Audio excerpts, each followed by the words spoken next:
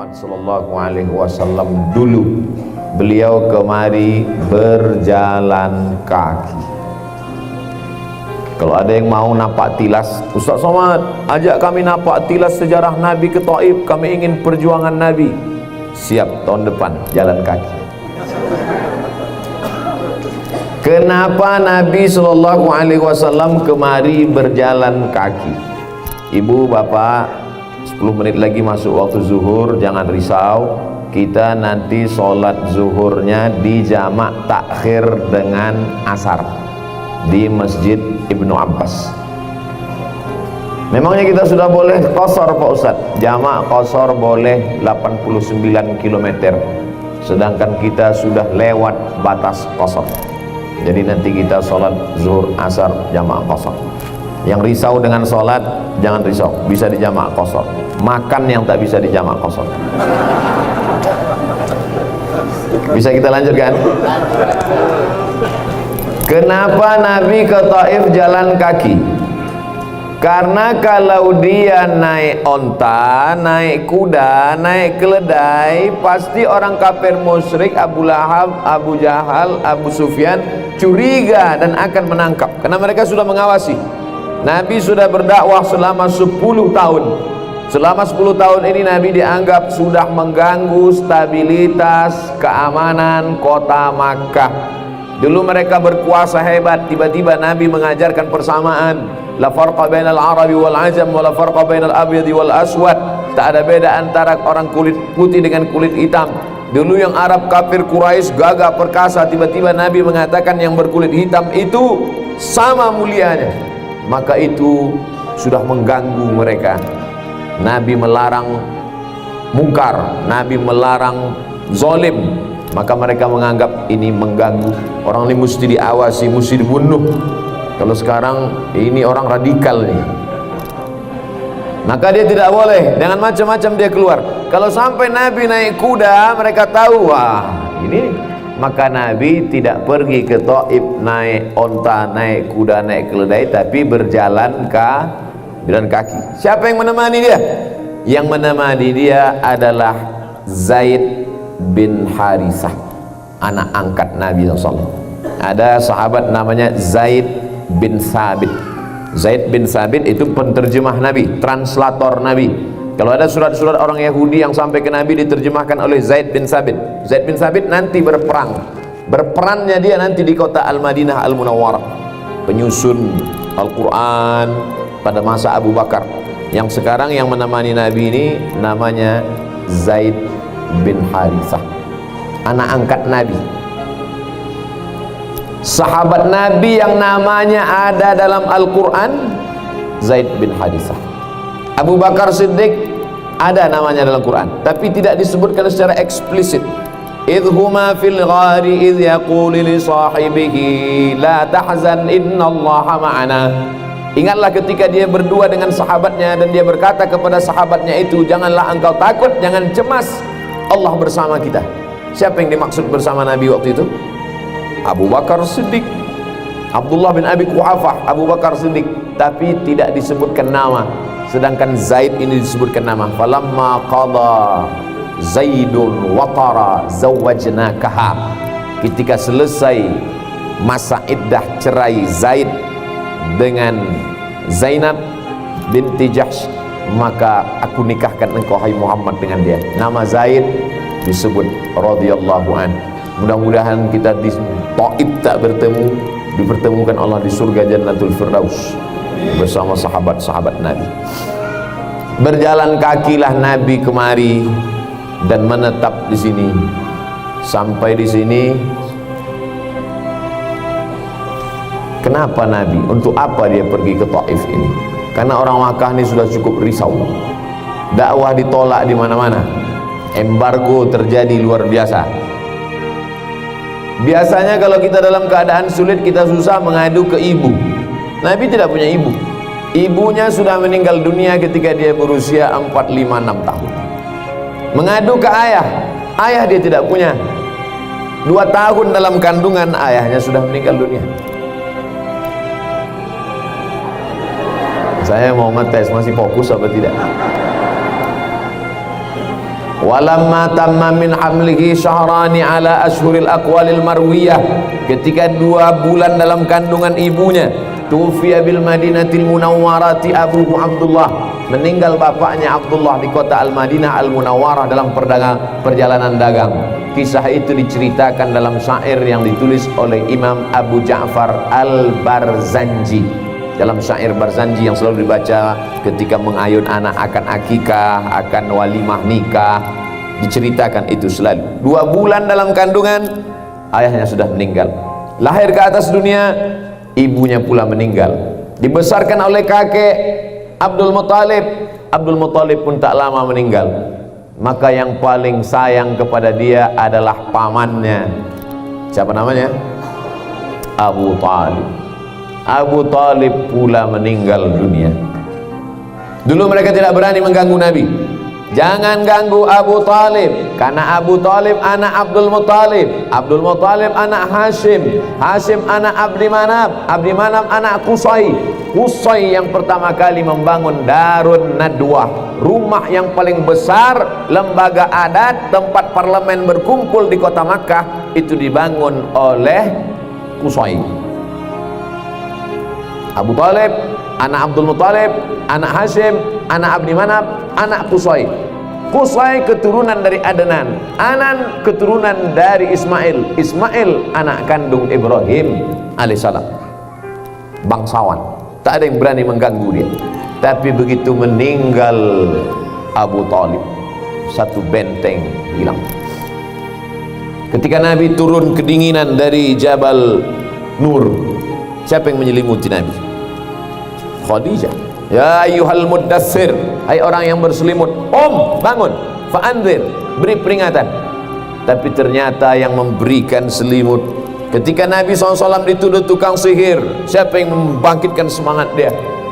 Khadijah. Khadijah dengan Abu Talib meninggal di tahun yang sama, tahun ke-10 kenabian. Di bulan Syawal Nabi kesini.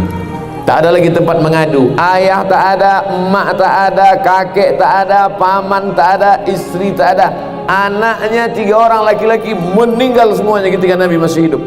Maka tak ada tempat mengadu. Mungkin agaknya orang Taif inilah menjadi pelipur lara. Agak-agaknya orang Taif inilah, karena Taif ini cuacanya lebih sejuk, Taif ini lebih subur. Sayur-sayur yang kita lihat segar itu datang dari Taif. Berharap kepada kebaikan kelembutan orang Taif, datanglah Nabi kemari dengan berjalan kaki. Nama sukunya Thaqif, nama kampungnya Taif. Nama kampungnya Taif, nama sukunya Thaqif. Jangan nanti pulang cerita di kampung, kami kemarin sampai ke Thaqif, nama sukunya Taif, nama kampungnya Taif, nama sukunya Thaqif. Hanya tinggal satu harapan. Ayah tak ada, ibu tak ada, anak tak ada, istri tak ada, keluarga tak ada, paman tak ada, kakek tak ada. Satu-satunya yang mungkin membela adalah Taif, orang Thaqif. Ternyata orang Taif tidak menyambut dengan Tala'al Badru alaina. Orang Taif tidak menyambut dengan marhaban ya Nurul Aini. Orang Taif tidak menyambut dengan marhaban Jaddal Husaini. Apa yang mereka sambutkan untuk Nabi SAW? Mereka lempar dengan batu, kayu, tolang onta, basah terompah Nabi, basah sendal Nabi. Bapak Ibu bisa bayangkan kalau kaki luka, biasanya kalau orang melempar yang pecah itu apa? Pelipis. Yang pecah itu kepala. Kalau sampai kaki pun berdarah, itu lemparannya sudah luar biasa. Maka saat Nabi lari dari lemparan itu, berhentilah dia dari sebalik bukit, mengadulah dia kepada Allah. Apa kata dia? Ilaika asku dha'fa quwwati, kepada engkau aku mengadukan kelemahan diriku, wa qillata hilati, ketidakberdayaanku, wa hawani 'alan nas, aku lemah di atas manusia, tak ada tempatku mengadu lagi ya Allah. Anta Rabbul Mustad'afin, engkaulah satu-satunya Tuhan yang menolong orang yang lemah, dan seterusnya. Mengadu dia kepada Allah. Saat itu juga datang Malakul Jibal. malaikat jibal bukit, malaikat penjaga bukit datang menghampiri Nabi SAW. Apa kata malaikat itu? Tunjukkan mana bukit yang paling besar di jazirah Arab ini, hai Muhammad, akan kutimpakan kepada orang Taif ini rata mereka dengan tanah. Andai kita lah yang jadi Nabi waktu itu, andai saya lah yang jadi posisi waktu itu, tinggal sebatang kara, dakwah ditolak orang, mau berdakwah di sini ditangkap, mau berdakwah di sini mau dibuka internet dibully, tiba-tiba kaki sedang berdarah, datang malaikat penjaga bukit, hai Abdul Somad, tunjukkan mana bukit yang paling besar, biar kutimpakan mereka kepada penduduk yang membuli, mengusir kau itu. Maka langsung saya ambil pena, saya catat Gunung Kidul, Gunung Bromo, Gunung Kelut, Gunung Merapi, Gunung Sibaya, ini cabutkan, ratakan mereka semua dengan tanah. Tapi apa doa Nabi waktu itu? Apa jawab Nabi waktu itu kepada malaikat penjaga bukit? Apa kata dia? Asallah an yukhrij min aslabihim man ya'budullaha wa la yusyrika bihi syai'a. Ya Allah, keluarkan dari tulang sulbi mereka anak cucu yang akan menyembah Engkau dan tidak akan mempersekutukan Engkau dengan apapun. Doa Nabi dikabulkan Allah. Sekarang Taif ini 100% muslim. Apa takbir-takbir? Pelajaran yang mau kita ambil dari sini apa? Sesakit hati apapun kita, tetap kita doakan. Jadi orang yang ngejek-ngejek Ustaz di internet, yang bully-bully itu Ustaz doakan. Saya doakan, ya Allah, binalah mereka dalam iman dan Islam. Kalau tak mampu dibina dalam beberapa bulan ini, binasakan mereka ya.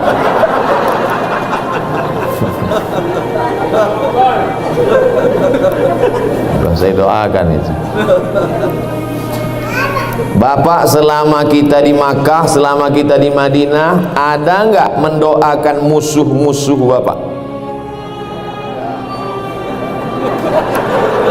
Ibu, selama di Makkah, selama di Madinah, ada tak mendoakan musuh-musuh ibu? Bagus, berarti bapak dan ibu tidak pernah punya musuh. Saya ketika masuk di Raudhah, saya sebutkan musuh saya itu namanya satu-satu, saya bayangkan wajahnya, berikan dia hidayah ya Allah, matikan dia dalam iman dan Islam, jadikan anak-anaknya penghafal Quran, berikan dia istiqomah dalam la ilaha illallah Muhammadur Rasulullah, lapangkan rezekinya biar supaya datang dia ke Baitullah. Tak sakit hati Ustaz? Sakit, tapi mesti kita lawan, karena saya yang akan berceramah. Tak mungkin saya ceramah saya dendam kesumat. Nanti saya ceramah, marilah kita maafkan musuh-musuh kita, marilah. Biasanya Ustaz sendiri, oh saya nggak bisa. Pelajaran pertama, jangan berharap kepada Saqif, jangan berharap kepada Taif, karena berharap kepada manusia pasti akan kecewa. Semakin besar harapan, semakin besar kekecewaan. Jangan pernah berharap, karena akan melahirkan kekecewaan.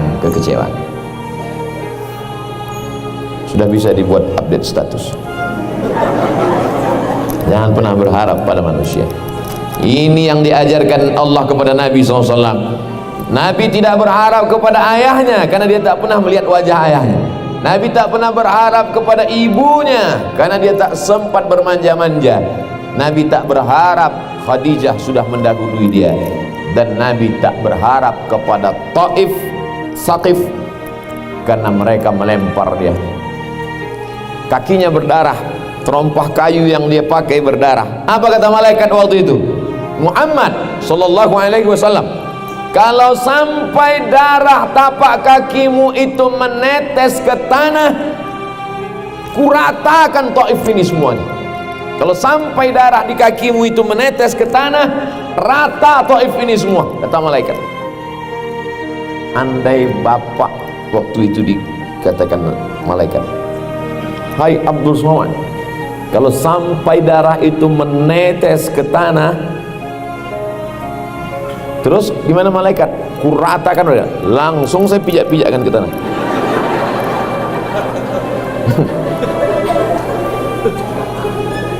Tak sampai darah menetes, ditahan Nabi, karena kalau sampai menetes darahnya ke tanah, diratakan malaikat. Malaikat itu besar Pak Ustaz, uli ajnihatim masna wa sulasa wa ruba'. Malaikat yang punya sayap 2, 3, 4, dikepakkannya satu sayapnya ke timur sampai ke barat. Itulah makanya kalau malam Lailatul Qadar, paginya matahari redup. Ciri Lailatul Qadar, redup matahari subuh. Salamun hiya hatta matla'il fajr. Kenapa redup matahari saat subuh? Karena cahaya matahari dikalahkan oleh cahaya-cahaya malaikat. Makanya Nabi tidak pernah melihat malaikat Jibril dalam bentuk sempurna ketika di dunia, karena kalau diperlihatkannya bentuk sempurna tak muat dunia ini. Laqad ra'ahu nazlatan ukhra inda sidratil muntaha. Nabi melihat bentuk Jibril utuh sempurna ketika Isra Mi'raj di Sidratil Muntaha, karena di dunia ini tak muat. Jadi malaikat itu kalau mau meratakan di dunia ini sekali hembus saja habis. Gini kan sayapnya sekali selesai. Makanya yang sombong-sombong, yang angkuh-angkuh, yang sok-sok mantap, yang sok-sok keren, yang sok-sok hebat itu malaikat udah lama kata malaikat. Ini sikit aja kata. Tapi kata Allah, jangan, biarkan dulu dia bernafas dengan udaraku, dengan paru-paru yang kutitipkan padanya, sampai dia beristighfar. Makanya doa Nabi Isa alaihissalam, in tu'adzibuhum fa innahum ibaduk. Kalau kau mau azab mereka ya Allah, sesungguhnya mereka adalah hambamu. Tapi Allah itu apa? Rahmati sabaqat ghadabi. Rahmatku lebih mendahului murkaku. Allah punya rahmat, Rahman, Rahim, tapi Allah juga punya murka. Azizun dzuntiqam, maha kuasa untuk membalas dan menghukum. Tapi pertama kali kita buka Quran, Bismillahirrahmanirrahim. Coba bayangkan kalau pertama kali buka Quran, Bismillahirrahmanirrahim. Udah rata semua dunia dengan tanah. Pelajaran pertama, jangan berharap pada manusia, akan kecewa. Pelajaran yang kedua, susah hati, berdarah kaki, tapi tetap saling mendoakan. Ini baru lapar dikit aja udah nggak mau mendoakan. Ustaz kok tahu kami lapar? Saya lebih lapar. Bapak Ibu yang dimuliakan Allah Subhanahu wa taala. Sama seperti biasa, 60 menit. Yang pertama, jangan berharap pada manusia karena akan melahirkan kekecewaan. Yang kedua, semarah apapun kita, seemosi apapun kita, berdarah-darah pun kita, tapi tetap mendoakan, Allahumma hdi qaumi fa innahum la ya'lamun. Berikanlah hidayah kepada kaumku karena mereka berbuat salah itu karena tak tahu. Yang tak tahu kita kasih tahu. Sudah kita kasih tahu, tak juga dia mau tahu, mudah-mudahan Allah beritahu dia dengan rahmatnya. Yang ketiga, Nabi SAW bernaung, bersandar ke satu batu, bersandar ke batu. Orang kalau bersandar, duduk bersandar itu kan pakai siku kan, siku sandar. Ibu pakai siku kan, nah, pakai siku. Siku itu bahasa Arabnya kaf waw ain, apa namanya? Bersandar di siku. Maka tempat dia bersandar pakai siku di batu itu, dibangunlah satu masjid namanya Masjid Qum. Maka tadi saya tanya, Ustaz nanti kita habis ini dibawa mampir ke Masjid Qum? Iya, nanti ditunjukkan Masjid Qum. Tapi jangan bayangkan masjid yang besar sebesar Masjid Nabawi, kecil saja. Cuman beberapa kali terjadi pembakaran, penghancuran karena dianggap tempat-tempat ini menjadi sumber bid'ah. sumber takhayul, sumber khurafat, orang mengusap-ngusap batunya. Jadi dilema juga memang pemerintah Saudi Arabia. Kalau dibangun, dibuatkan, nanti orang mengusap-ngusap, nanti orang melakukan perbuatan-perbuatan yang keluar dari syariat Islam. Kalau diratakan dengan tanah, hilang, berarti sudah menghilangkan situs sejarah. Sekarang saya tanya, gimana posisi apa yang Bapak Ibu lakukan seandainya Bapak Ibu diangkat menjadi Menteri Cagar Budaya? Kemarin waktu berkunjung ke sumur-sumur itu, saya tanya sahabat-sahabat saya, kawan-kawan saya, ini kalau sumur ini digali lebih dalam, airnya keluar, ini orang nanti akan membuat perbuatan ulu, ekstrim, berlebih-lebihan dalam bersikap dalam agama. Tapi kalau sumur ini diratakan dengan tanah, sudah hilang satu situs sejarah. Jadi gimana sikap kita seandainya? Maka yang jalan tengah, win-win solutionnya adalah dipagar dengan pagar besi. Dia orang tetap melihat dari luar. Dia mau melambai-lambai ke dalam, tak mungkin tangannya sampai kan. Tapi tempat sejarah tetap tidak akan hilang. Itu jalan tengah kalau mau mempertahankan situs-situs tempat sejarah. Jadi tidak dibangun masjid besar, hanya tempat beberapa meter kali meter di tepi jalan saja. Disitulah tempat Nabi duduk menanti. Tapi ada ustaz yang mengatakan itu katanya tempat tidak betul Pak Ustaz. Bagaimana mau mendustakan tempat itu padahal dia mutawatir, disebutkan oleh Imam Ibnu Asakir dalam Tarikh Dimashq, disebutkan oleh para sejarawan dan para ahli hadis, bersilsilah terus turun. Tiba-tiba datang orang belakangan mengatakan, nggak ada itu, nggak bisa. Berarti kita sudah mendustakan sebagian sejarah. Tapi dia bukan bagian dari rukun iman. Jangan nanti pulang dari sini ditambah rukun iman 7. Tapi kita pelajaran mengambil iktibar pelajaran duduk Nabi. Lalu kemudian di dekat situ ada kebun anggur sedang berbuah. Yang punya kebun anggur ini 2 orang anak laki-laki Rabi'ah. Salah satunya namanya Atabah bin Rabi'ah. Dia punya budak. Bapak Ibu tahu budak, hamba sahaya. Nama budaknya Addas, pakai ain, dal, alif, sin. Masih terbayang huruf-hurufnya? Ada juga sebagian orang, saya Pak Ustaz kalau udah saya pejamkan nggak nampak lagi huruf ain. Terus yang nampak apa? Ayam. Ada juga sebagian. Nama budaknya Addas. Kata si Atabah, Addas, ta'al, sini Addas.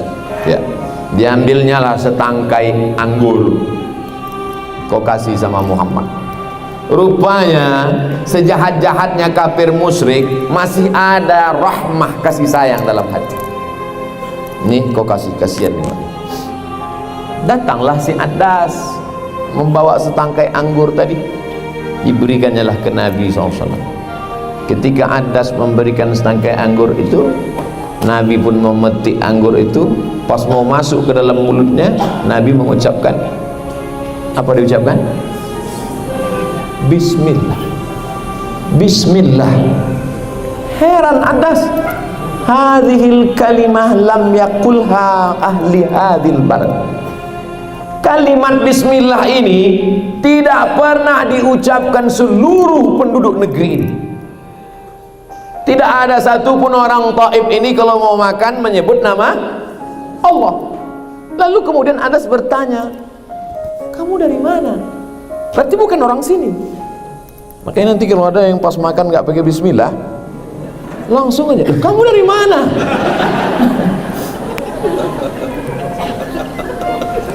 Pas dia makan satu anggur itu bismillah, Addas heran, lam yakulha ahlu hadzal balad.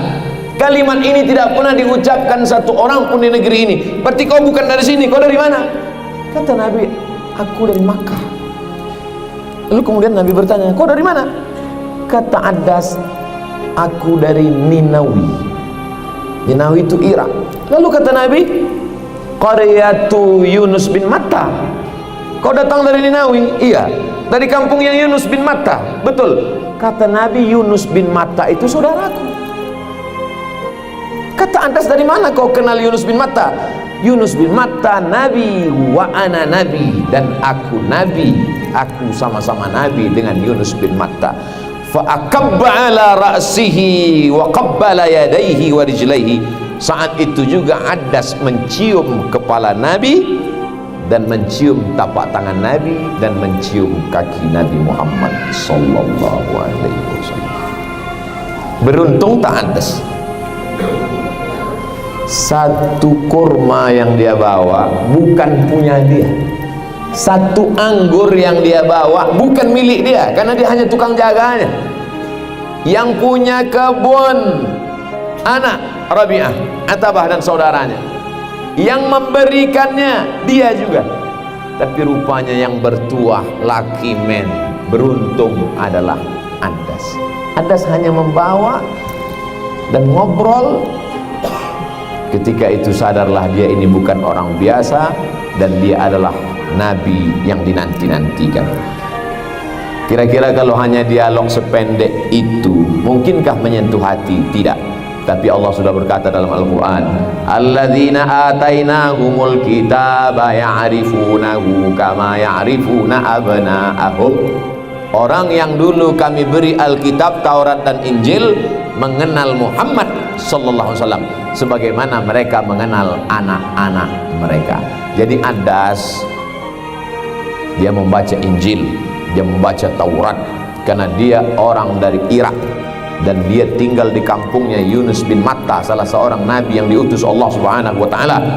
Dan dia membaca dalam kitab-kitabnya ada nabi yang turun di jazirah Arab, dan dia yakin akan bertemu. Pertemuan itu sudah diatur oleh Allah sedemikian rupa, dan Adas amat sangat diberikan Allah keutamaan, kemuliaan dari pertemuan singkat. Maka untuk mengabadikan tempat pertemuan itu, berdirilah satu masjid, namanya Masjid Adas. 10 hari Nabi menetap di sini. Adas memberikan sebutir, setangkai anggur, bisa mencium kepala Nabi, bisa mencium tapak tangan Nabi, bisa mencium kaki Nabi. Bapak ibu beli tiket sekian puluh juta, mau melihat makam Nabi pun tak bisa. Kira-kira mana yang beruntung, Adas atau kita? Kita lebih beruntung. Kenapa kita lebih beruntung? Karena kata Nabi, ada nanti di akhir zaman yang meminum air telagaku, setelah meminum air telagaku la yazma'u fiha abada. Dia tak akan haus untuk selamanya di padang mahsyar nanti. Siapa itu ya Rasulullah? Amanu bi walam yarauni. Mereka tak pernah melihat aku, tak pernah memegang tanganku, tak pernah memandang wajahku, tapi mereka percaya kepada aku bahwa aku adalah utusan Allah Subhanahu wa ta'ala. Kira-kira kita masuk tak itu? Mudah-mudahan kita semua masuk dalam golongan yang tak pernah melihat Nabi tapi beriman kepada Nabi. Jadi jangan sampai nanti Bapak Ibu dalam hati berkata, oh Allah tak adil Pak Ustadz, coba saya yang jadi Adas waktu itu. Andai kita sejaman dengan Adas, boleh jadi kita tidak ikut geng Adas, boleh jadi kita ikut geng yang lempar pakai batu dan tulang onta itu. Kenapa saya tidak sezaman dengan Abu Bakar ya Allah? Jangan ngomong gitu, gak kuat kita. Boleh jadi kalau kita ikut sezaman dengan Abu Bakar Siddiq, boleh jadi kita tidak satu geng dengan Abu Bakar, boleh jadi kita satu geng dengan Abu Jahal dan Abu Lahab. Oleh sebab itu maka tidak ada cara lain kecuali husnuzan kepada Allah Subhanahu wa ta'ala. Lalu kemudian pulanglah Nabi dari Taif. Dalam perjalanan pulang itu dia membaca Quran. Ketika dia sedang baca Quran, Nabi dapat wahyu. Itulah ayat, qul uhiya ilayya annahu istama'a nafarun minal jin. Ya Muhammad, ada beberapa jin mendengar kau baca Quran. Apa kata jin itu ketika Nabi baca Quran? Inna sami'na Qur'anan ajaba. Kami dengarkan bacaan Quran Muhammad itu amat sangat bagus. Jin, tempat Nabi baca Quran didengar oleh jin itu, didirikanlah masjid jin. Tapi ini sekedar sejarah aja. Yang baru habis dari sini pergi ke masjid jin, lalu habis sholat, hai jin-jin, aku besok mau pulang, tolong ikut ya. Nah, apa pelajaran yang ketiga dari sini? Bahwa manusia menolakmu, tapi kalau Allah berkehendak, yang nampak menolak, makhluk yang tak tampak pun bisa mengikut. Satu kampung Taif tidak ada satupun yang menyambut, yang merespon, yang mengikut. Justru yang merespon orang jauh dari Ninawi, Irak sana, yang mencium tangan Nabi.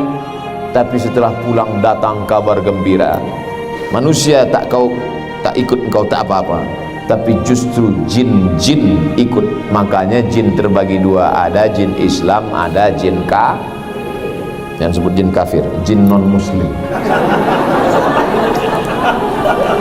Wa inna minnal muslimuna wa minnal qasitun. Surat Al-Jin juz 29. Kami ini terbagi dua, ada jin muslim, ada jin kafir. Siapa itu yang jin muslim? Taharrau rasyada, mereka selalu mencari kebenaran. Makanya sejak jin itu masuk Islam, Nabi mengatakan tidak boleh istinja pakai tulang. Ada tulang kering, diajarkan istinja pakai batu. Tiba-tiba karena batu nggak ada tulang istinja nggak boleh. Kenapa tidak boleh istinja pakai tulang? Karena kata Nabi, innahu ta'amu ikhwanikum, tulang adalah makanan jin. Makanya kalau habis makan sup tulang di dapur, cepat dibuang keluar. Nanti dia masuk makan di dapur, dicucinya piring sekalian.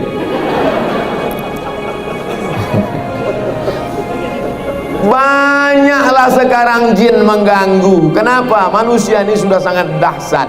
Dulu orang dagingnya dimakan, tulangnya dibiarkan untuk jin. Sekarang banyak jin marah, tulang pun kami nggak dapat lagi sekarang. Ya manusia sudah habis dibuat tasbih tulang onta, dibeli oleh jamaah Labbaika dan PDA. Bapak Ibu yang dimuliakan Allah Subhanahu wa taala, la yabulanna ahadukum fil juhri. Ada lubang tanah, tidak boleh buang air kecil kencing di lubang. Kenapa? Masakinul jin, karena lubang-lubang tanah itu tempat tinggalnya jin. Makanya banyak anak SMP, anak SMA yang kerasukan. Berapa banyak guru-guru SMP stres, dipanggil Ustadz Ruqyah. Allahu la ilaha illa huwal hayyul qayyum la jin, kenapa ganggu anak SMP? Karena di belakang SMP ada lubang, mereka kencing di sana. Kenapa mereka kencing di sana? Sekolah nggak buatkan WC. Marah jin-jin. Artinya apa? Islam tidak hanya mengajarkan kita tata krama, sopan santun, etika, moral, akhlakul karimah sesama manusia. Tidak hanya mengajarkan berperi kemanusiaan, tapi juga berperi kejinan. Ini ajaran luar biasa. Jangan putus asa tidak diikut manusia. Kalau Allah berkehendak, jin akan mengikut engkau. Makanya jangan heran kalau nanti ada ustadz-ustadz yang jamaahnya nggak banyak. Ustadz udah berapa lama ceramah di sini? Udah 10 tahun. Jamaahnya berapa? 3 orang aja. Saya, istri saya, anak saya, mertua saya. Terus jamaah yang lain jin alam gaib semua. Bapak Ibu yang dimuliakan Allah Subhanahu wa taala. Lalu kemudian Nabi pun kembali ke Makkah. Tak berapa lama Nabi kembali ke Makkah, itulah suatu malam Nabi melihat turun Jibril alaihi salam. Fafaraja sadri, dibelahnya dadaku. Waja'a bitustin min zahab, dia bawa satu mangkok terbuat dari emas, mamlu'atun bil hikmati wal iman, isinya hikmah dan iman. Thumma ghasalahu bima'i zamzam, dibasuhnya jantungku dengan air zam-zam. summa atbaqahu, setelah itu dirapatkan kembali, setelah itu barulah Nabi dibawa. Turunlah ayat subhanallazi asra bi'abdihi lailam minal masjidil harami ilal masjidil. Sudah jelas kronologis ceritanya. Meninggal istri, meninggal paman, susah hati, datang ke Taif, berharap disambut orang Taif, ternyata kaki berdarah, lalu kemudian kembali jin-jin masuk Islam, dan buah dari kesulitan, buah dari penderitaan itu adalah rupanya Allah mau mengangkat, melambungkan ke tempat yang paling tinggi. Kesimpulan pelajarannya, jangan stres, jangan susah hati, jangan putus asa. Apapun yang datang dalam kehidupan, setiap kau jatuh ke bawah, sesungguhnya kalau bersandar kepada Allah, Allah akan naikkan setinggi-tingginya, insya Allah. Setelah turun kewajiban salat, Nabi pun pindah hijrah tahun ke-13 ke kota Makkah Al-Mukarramah. Lalu kemudian ada salah seorang sahabat Nabi namanya Abdullah bin Abbas. Nabi mendoakan dia, Allahumma faqihhu fid din, dalamkan ilmu agama Abdullah bin Abbas, wa'allimhu ta'wil, ajarkan dia tafsir Al-Quran. Maka sahabat Nabi yang paling banyak menafsirkan Al-Quran adalah Abdullah bin Abbas. Abdullah bin Abbas banyak menafsirkan Quran. Setelah Nabi SAW meninggal dunia, Abdullah bin Abbas pindah dari kota Madinah ke Taif dan meninggal di Taif, dimakamkan di Taif. Dan tempat beliau meninggal itu di sampingnya dibangunlah Masjid Abdullah bin, nanti kita akan sholat asar jamak qasar jamak takhir, namanya Masjid Abdullah bin Abbas. Nabi punya sepupu namanya Ali bin Abi Thalib, yang juga menantu Nabi, suami Fatimah. Ali bin Abi Thalib punya anak namanya Hasan Husain. Hasan Husain punya saudara seayah, lain ibu, anak Ali, tapi ibunya bukan Fatimah, namanya Muhammad Al-Hanafiyah. Makamnya juga di samping makam Abdullah bin Abbas, tapi makamnya di tembok tinggi, jadi kita tidak bisa melihat makamnya. Takut khawatir melakukan perbuatan bid'ah, wa kullu bid'atin dhalalah wa kullu dhalalatin fil nar. Di samping musalla an-nisa, masjid ada khusus tempat perempuan. Nah, di samping itu makam Abdullah bin Abbas. Ada ulama besar. Ulama besar ini datang dari negeri nun jauh di Asia Tenggara. Nama negeri itu Fatani. Bahasa Arabnya Fatani. Syekh Daud Fatani. Tulisan Latinnya Patani, Thailand Selatan. Ulama besar Syekh Daud Fatani, mursyid tarekat Sattariyah dari Syekh Abdullah Sattari India. Juga makamnya satu komplek dengan itu. Jadi ada tiga yang besar, Abdullah bin Abbas, Muhammad Al-Hanafiyah, dan Abdullah Daud Al-Fatani. Begitulah sekelumit tentang Taif. Yang disampaikan Ustaz Abdul Somad ini hanya 0,01%. Adapun nanti ada ceramah tentang Taif dari mursyid, dari pembimbing, dari gaib. Dengarkan baik-baik, ambil hikmah pelajaran, direkam ataupun dicatat. Mudah-mudahan bisa menjadi inspirasi dan membangkitkan semangat keislaman kita, insyaallah. Amin. Jalan-jalan kita adalah jalan-jalan, tapi di balik jalan-jalan itu ada ilmu pengetahuan, ada informasi, dan yang paling penting, pulang dari sini semangat Nabi ke Taif itu menjadi semangat kita pula kembali ke tanah air, insyaallah. Amin ya rabbal alamin. Di majelis yang ramai ini tempat qo'ah afrah untuk pesta nikah. Di depan itu ada tulisan nisa. Ini sebetulnya tempat perempuan. Jadi bapak-bapak statusnya numpang di sini. Karena orang Saudi Arabia tidak boleh satu majelis laki-laki dan perempuan. Perempuan di samping, di sini. Jadi mempelai laki-laki di sebelah, mempelai perempuan di sini. Kita diberikan dispensasi bisa campur tapi tetap dipisah. Mana tahu nanti ada yang nanya foto, dia nanti ada yang nanya, Mbak ini acaranya di mana? Ada deh. Ini di Taif, di Qo'ah Afrah, tempat pesta. Di akhir majelis, mari kita sama-sama berdoa kepada Allah, mudah-mudahan kehidupan kita berkah. Besok pagi sholat subuh, habis sholat subuh sarapan, habis itu siap-siap, habis itu ke masjid sholat duha, habis itu tawaf wada, habis sebagian kloter yang pulang, sebagian yang masih menunggu atau perjalanannya berbeda. Artinya apa? Inilah pertemuan kita terakhir, dan setelah ini kita tetap akan bertemu dalam doa. Satu-satunya yang membuat kita bertemu setelah ini hanya doa. Makanya mari kita sama-sama berdoa. Al-hazihin niyah al-fatihah. A'udzubillahi minasyaitonir rajim. Bismillahirrahmanirrahim. Alhamdulillahi rabbil alamin. Arrahmanir rahim. Maliki yaumiddin. Iyyaka na'budu wa iyyaka nasta'in. Ihdinas siratal mustaqim. Siratal ladzina an'amta 'alaihim ghairil maghdubi 'alaihim waladdallin. Amin. La tada' lana dzamban illa ghafartah. Segala dosa-dosa kami ampunkan ya Allah. Wala aiban illa satartah. Segala aib cacat kami tutupilah di hadapan manusia dan di hadapan-Mu ya Allah. Wala maridan illa syafaitah.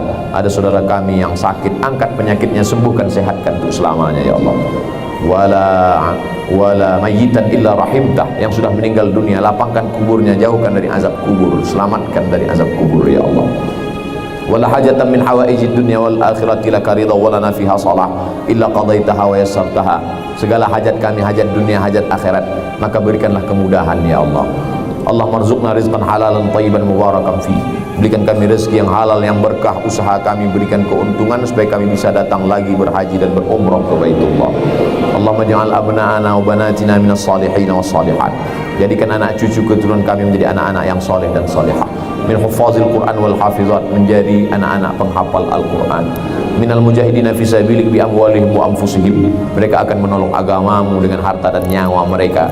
Saat itu kami tak lagi ada di dunia, tapi kami bangga karena mereka berdoa di tengah malam melantunkan Rabbighfirli wa liwalidayya warhamhuma kama rabbayani shaghira.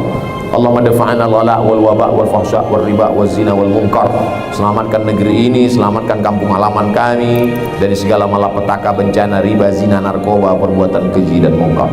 Maghfir lana dzunubana, ampunkan dosa kami, wali abaina, ayah kami, wali ummahatina, emak kami, wali azwajina, pasangan hidup kami, wali dzurriyyatina, anak cucu keturunan kami, wali man hadarana, semua yang hadir ini pulang dalam keadaan bersih dari silap salah dan dosa. Rabbana atina fid dunya hasanatan wa fil akhirati hasanatan wa qina adzaban nar. Wa sallallahu ala sayyidina Muhammad wa ala alihi washabbihi wasallam. Walhamdulillahi rabbil alamin. Terima kasih segala perhatian. Mohon maaf segala kesilapan dan kekhilafan.